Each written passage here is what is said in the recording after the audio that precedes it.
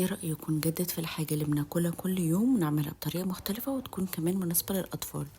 هنبتدي بتتبيل الفراخ، وأهم حاجة طبعا زيت الزيتون، زبادي وليمون وتوم وشوية توابل. هنضيف الفراخ ونعمل فيها قطعات بسيطة ونشويها زي ما بنعمل الشيش طاووق. بعدين الصوص بتاعها زبادي وتوم وخيار وطبعا زيت زيتون. يستحسن تكون جودته كويسة وبكر ممتاز ومعصور على البارد. حطيت أوليفيوم وعجبني جدا. الأكلة دي بتتاكل مع خضار متقطع والصوص بتاعها وبطاطس محمرة في الإير فراير. بروتين ونشويات صحية ودهون صحية، مفيش أحسن من كده. ممكن ناكلها بالطريقة التقليدية في العيش، أو ممكن ناكلها لوحدها زي سلطة لو انتم مقللين نشويات أو ماشيين على نظام لو كارب.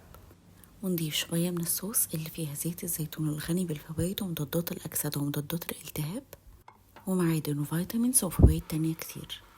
الوصفة دي صحية جدا للأطفال لأنها من غير أي حاجات حامية، والدهون اللي فيها صحية. قولولي لو الوصفة عجبتكم، قولولي ممكن نعمل وصفات ايه كمان. وبالهنا والشفا.